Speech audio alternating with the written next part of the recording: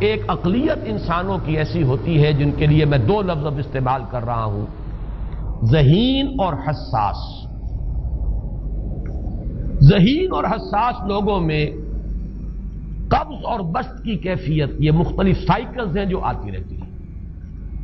کبھی طبیعت میں پشمردگی ہے، دل بجھا ہوا سا ہے، کچھ نا امیدی سی ہے، خود اپنے اوپر اعتماد کی کمی محسوس ہو رہی ہے، مجھ میں صلاحیت نہیں ہے، میں کچھ نہیں کر سکتا، اب تک جو کچھ کیا کبا بھی ہے، امنگ بھی ہے، امید بھی ہے، روشن پہلو نظر آ رہے ہیں۔ قبض کی کیفیت میں تاریک پہلو نظر آتے ہیں، مایوسی کے پہلو نظر آتے ہیں، پیسیمزم کی کیفیت، اور یہ جو بسط کی کیفیت ہے اس میں روشن پہلو۔ دیکھو یہ بھی تو ہے نا، آخر یہ بھی تو ہوا ہے، اور بھی ہو سکتا ہے، آخر اب تک میں نے یہ کام بھی تو کر لیا، آگے بھی مشکل آسان ہو سکتی ہے۔ یہ دو کیفیات ہیں قبض اور بسط کی، جن کو کہ صوفیاء کرام نے یہ اصطلاحات، یہ عنوان دیے، قبض اور بسط۔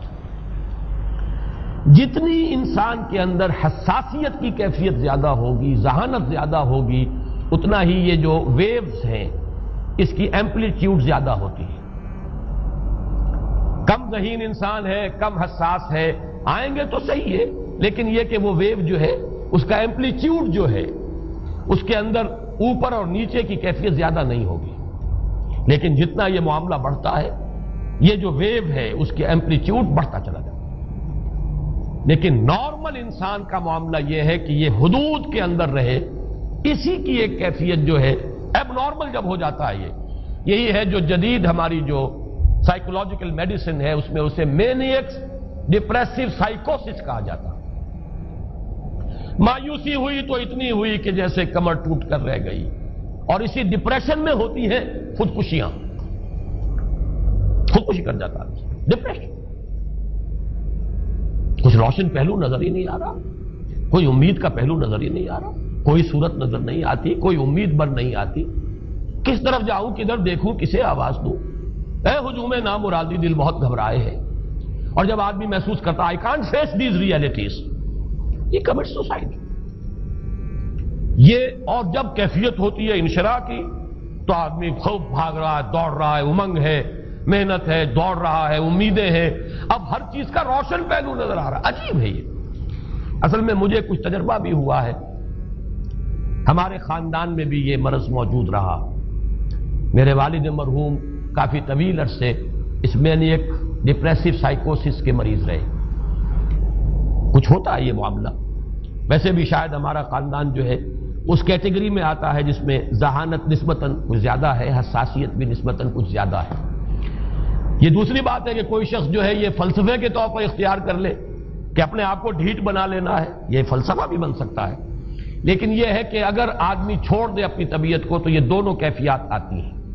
انہی کیفیات میں اگر یہ جو اپورڈ اینڈ ڈاؤنورڈ موومنٹ ہے یہ ایک حد سے نکل جائے تو یہ بیماری ہے مینیک سائیکوسس، مینیک ڈپریسو سائیکوسس۔ اس میں جب آدمی ہوتا ہے وہ اپر کیفیت میں تو اس کے اندر بڑی عظیمت ہے، روشنی ہے، امید ہے، لوگوں سے گفتگو کر رہا ہے، ہنس بول رہا ہے، خوب جو ہے محفل کے اندر، اب وہ محفل میں اسے دلچسپی محسوس ہو رہی ہے اور اسے ہر چیز کا روشن پہلو نظر آ رہا ہے، خود اپنے وجود کا بھی روشن پہلو، دوسروں کے وجود کا بھی، دوسروں کی بات میں سے بھی وہ اچھا پہلو تلاش کریں گے، وہ برا پہلو تلاش نہیں کریں گے۔ جب دوسری کیفیت ہے ڈپریشن کی، ہر ایک کی بات میں کوئی برائی نظر آئے گی، کوئی اس کی نیت کا فطور ہے، کوئی فساد ہے، کوئی یہ جو ہے بدنیتی کے ساتھ یہ بات کر رہا ہے، کوئی خیر کہیں ہے ہی نہیں، برائی ہی برائی ہے، مایوسی ہی مایوسی ہے، بدلی ہی بدلی۔ یہ ہے در حقیقت وہ کیفیت، اس کو غالب نے بہترین انداز میں تعبیر کیا ہے۔ ذہین اور حساس انسانوں میں ان کی جو ترقی ہے وہ انہی مراحل سے ہو کر گزرتی ہے، اور ہر ڈپریشن کے بعد، ڈپریشن میں اس سینس میں استعمال نہیں کر رہا یعنی بیماری کی حد تک پہنچنے والی ڈپریشن نہیں، صرف قبض کی حد تک پہنچنے والا معاملہ۔ ہر قبض کے بعد جب بسط آتا ہے تو آگے ترقی ہوتی ہے، جس کو آپ کہتے ہیں بائی لیپس اینڈ باؤنڈس، آدمی جو ہے چھلانگ لگاتا ہے، گویا کہ ایک درجہ جو پہلے تھا اس سے آگے درجہ انسان کا جو ہے اس سے بلند تر پوزیشن پر انسان پہنچتا ہے. ہر قبض کے بعد جو نیا بست آتا ہے وہ ایک نئی کیفیت، نئی شان، نئی بلندی، نئی رفعت لے کر آتا ہے. اس کو غالب نے تعبیر کیا ہے بہت خوبصورت انداز ہے. رکتی ہے میری طبع تو ہوتی ہے رواں اور. یعنی شاعر بھی کبھی ایسا وقت آتا ہے شعر جو ہے وہ اس پر نازل ہی نہیں ہو رہا، شعر نہیں کہہ پا رہا، طبیعت میں رکاوٹ سی ہے، بندش سی ہو گئی ہے، کوئی کلام موضوع ہو ہی نہیں رہا. لیکن پھر جب یہ کیفیت جو ہے بدلتی ہے اور جب پھر بست کی کیفیت آتی ہے، رکتی ہے میری طبع تو ہوتی ہے رواں اور، پھر اس کے اندر ایک جولانی نئی ایک کیفیت جو ہے انشراح کی، وہ ایک بالکل نئی کیفیت نئی شان کے ساتھ. یہ ہے وہ معاملہ جو ان آیات مبارکہ کے پس منظر میں ہے. اسی لیے اب میں آپ کو اس کا حوالہ دے رہا ہوں. تفسیر مظہری میں قاضی ثناء اللہ پانی پتی رحمت اللہ علیہ نے بہت عمدہ بات فرمائی ہے کہ حالت قبض اگر کسی شخص پر طاری ہو تو اس حال میں اکسیر کا درجہ رکھتی ہے یہ سورہ مبارکہ، اس لیے کہ یہ نازل ہوئی ہے محمد الرسول اللہ صلی اللہ علیہ وسلم پر اسی حالت قبض میں. وَالضُّحَىٰ وَاللَّيْلِ إِذَا سَجَىٰ مَا وَدَّعَكَ رَبُّكَ وَمَا قَلَىٰ وَلَلْآخِرَةُ خَيْرٌ لَكَ مِنَ الْأُولَىٰ وَلَسَوْفَ يُعْطِيكَ رَبُّكَ فَتَرْضَىٰ أَلَمْ يَجِدْكَ يَتِيمًا فَآوَىٰ وَوَجَدَكَ ضَالًّا فَهَدَىٰ وَوَجَدَكَ عَائِلًا فَأَغْنَىٰ. یہ تمام آیات اب معلوم ہوگا کہ جیسے موتی پروئے ہوئے ایک لفظ قبض. اب اس میں جو بھی واقعاتی اور جو میں نے آپ کو روایاتی جو بھی پس منظر بیان کیا وہ بھی فٹ بیٹھ رہا ہے. وہ خودکشی کا معاملہ بھی آ گیا اس میں فٹ بیٹھ رہا ہے کہ بخاری شریف میں روایت موجود ہے کہ حضور فرماتے ہیں کہ میری طبیعت پر اس درجے اضطراب تھا، اتنی کیفیت جو ہے میری تشویش کی تھی کہ میرے دل میں بار بار خیال آتا تھا کہ پہاڑ پر چڑھ کر اپنے آپ کو نیچے گرا دوں.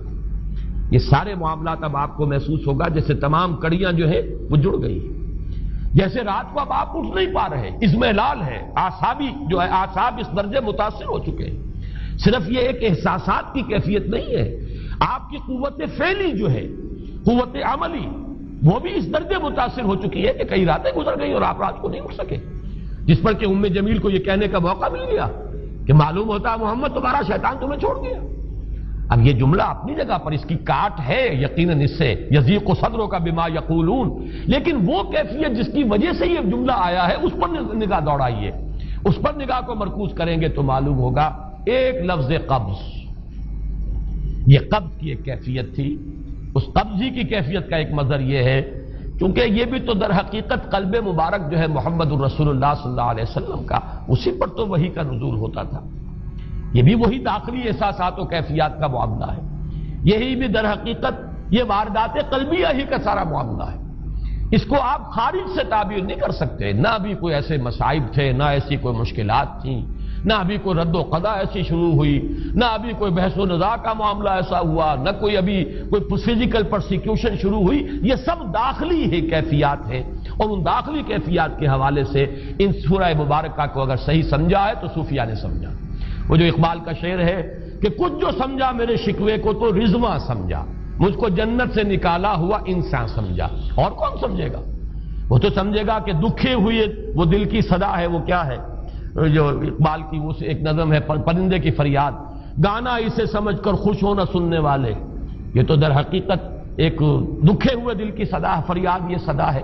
تو یہ کیفیت جو ہے رضوان سمجھ سکا ہے جو کہ داروغہ جنت ہے، اس نے سمجھا یہ وہی آدم جو نکالا گیا تھا یہاں سے، یہ اس کی فریاد ہے. کچھ جو سمجھا میرے شکوے کو تو رضواں سمجھا، مجھ کو جنت سے نکالا ہوا انسان سمجھا. تو واقعہ یہ ہے کہ اس سورہ مبارکہ کا صحیح فہم اگر حاصل ہوا ہے وہ امام راضی کو حاصل ہو ہی نہیں سکتا. وہ عقل اور منطق کی گتھیاں سلجھانے والے آدمی ہیں، اپنی جگہ ان کی کنٹریبیوشن بہت. یہ لغت اور ادب کا کوئی خاص مسئلہ اس میں ہے ہی نہیں کہ زمخشری اس میں کوئی جولانی دکھائیں اپنی، اس میں کوئی ایسا اشکال ہے ہی نہیں، نحوی اشکال ہی نہیں.